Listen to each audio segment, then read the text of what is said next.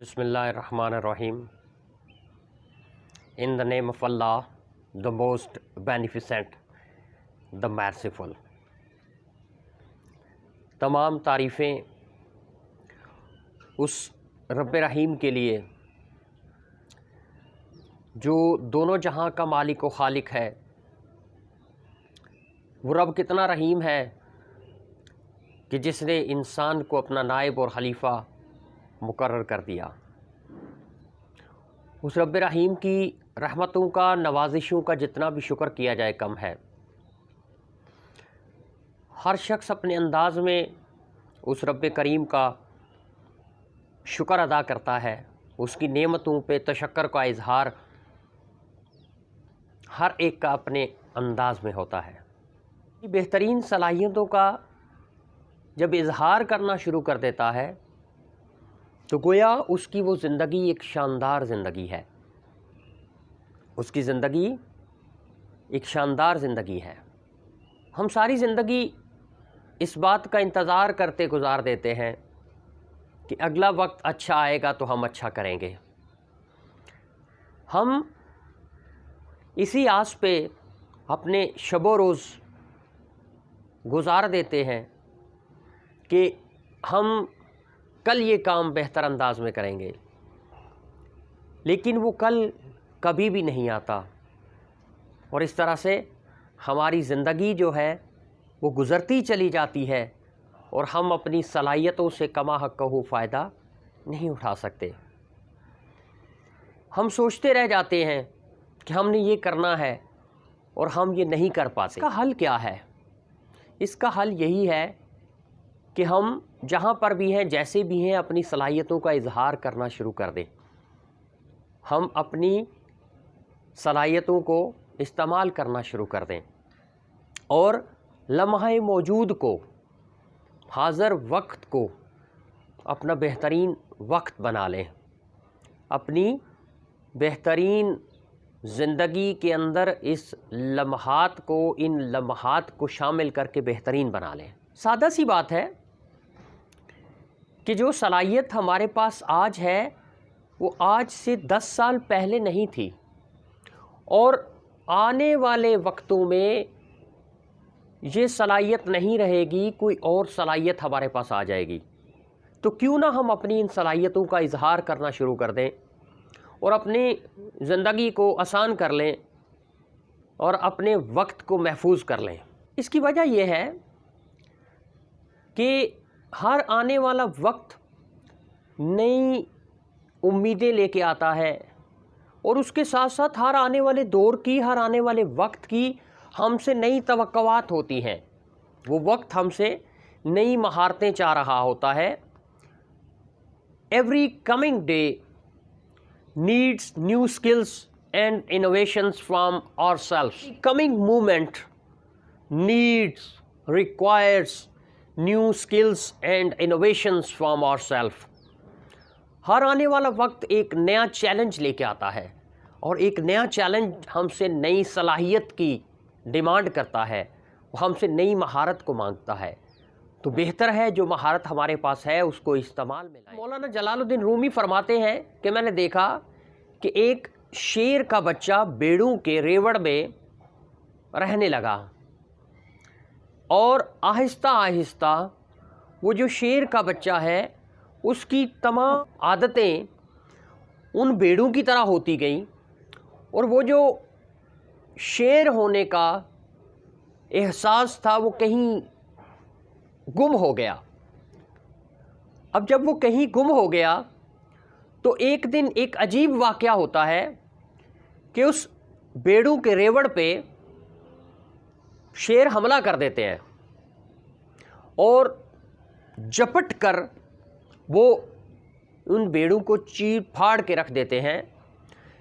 یہ دیکھنا تھا کہ وہ جو شیر کا بچہ جو بیڑوں کے ریوڑ میں رہ رہا تھا، اچانک اس کے اندر سے وہ جو شیر کی صلاحیت تھی، وہ جو شیر ہونے کا جذبہ تھا، جو کہیں ماند پڑ چکا تھا، کہیں چھپ چکا تھا ان بیڑوں کے ساتھ رہنے سے، وہ امڑ آیا، اور اس نے بھی جست لگائی اور چھلانگ لگا کے اس نے بھی بیڑ کو پکڑ کے چیر پھاڑ کے کہ ایک دن بادشاہ سلامت کے دربار میں عام دنوں کی نسبت بہت زیادہ رش لگ جاتا ہے، بہت زیادہ بھیڑ ہو جاتی ہے، سائل بہت بڑھ جاتے ہیں، سوالی بہت زیادہ ہو جاتے ہیں۔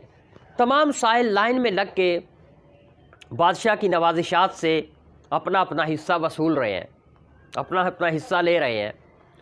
اچانک کیا ہوتا ہے کہ ایک سائل کا جب نمبر آتا ہے تو وہ سائل بادشاہ سے کچھ لینے کی بجائے پیچھے ہو جاتا ہے، تو جو اس کے بعد والا سوالی ہوتا ہے اس کو کہتا ہے کہ تم آگے آ جاؤ۔ اب 3-4 دفعہ یہی کام ہوتا ہے۔ دن پھر بادشاہ سلامت اپنا دربار سجاتے ہیں اور پھر وہی کیفیت ہوتی ہے، جیسے ہی اس سائل کا اس بندے کا نمبر آتا ہے وہ پیچھے ہو جاتا ہے اور دوسرے بندے کو آگے کر دیتا ہے۔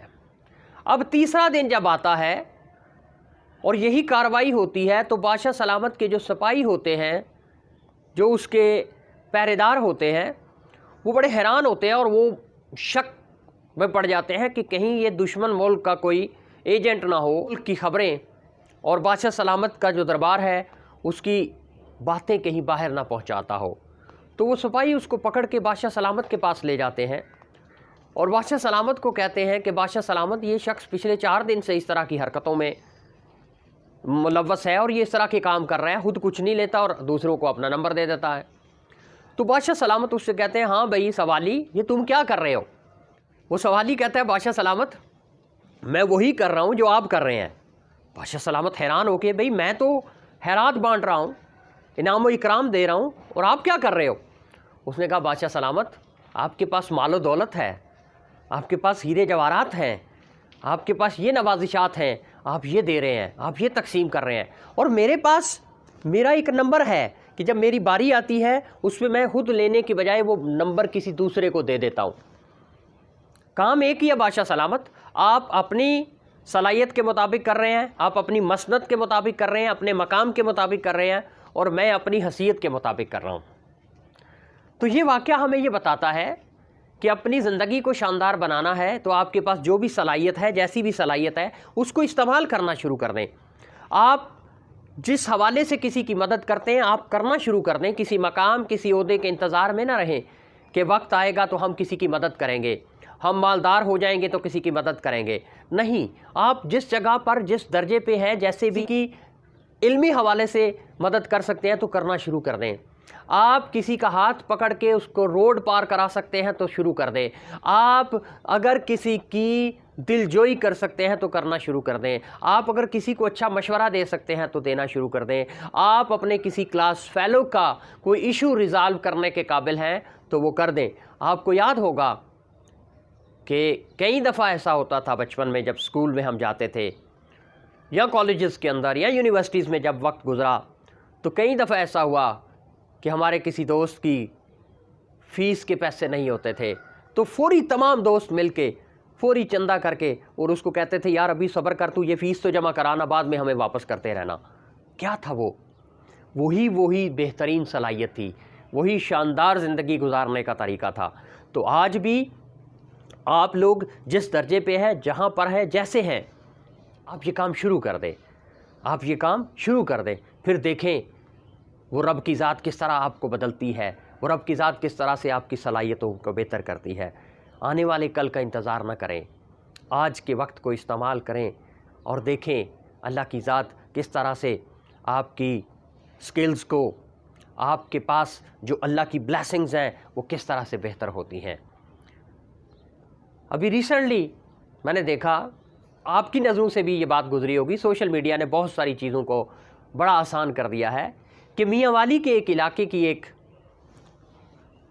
تصویر شیئر ہوئی سوشل میڈیا پہ، اور اس کے نیچے لکھا ہوا تھا، وہ تصویر کیا تھی؟ وہ تصویر ایک جوتا ساز کی تھی، ایک جوتے مرمت کرنے والے کی تصویر تھی، اور ان بابا جی نے لکھ کے لگایا ہوا تھا کہ 14 اگست کی خوشی میں، یوم آزادی کی خوشی میں، جشن آزادی کی خوشی میں، انڈیپینڈنس ڈے کی خوشی میں آج کے دن مفت جوتے پالش کیے جائیں گے، آج کے دن مفت جوتے مرمت کیے جائیں گے۔ کیا بات ہے! یہ ہے جذبہ، یہ ہے صلاحیت کا استعمال۔ جہاں پر بھی ہیں جیسے بھی ہیں اپنی صلاحیت کو آج سے استعمال کرنا شروع کر دیں. کل کا انتظار نہ کریں، کل کا انتظار نہ کریں. بقول شیخ سعدی کہ جو یہ کہتا ہے کہ کل آئے گا تو میں کچھ کروں گا، اس کا کل پھر کبھی نہیں آتا. بہت شکریہ، اپنا بہت سارا خیال رکھیے گا. اللہ ہم سب کا حامی و ناصر.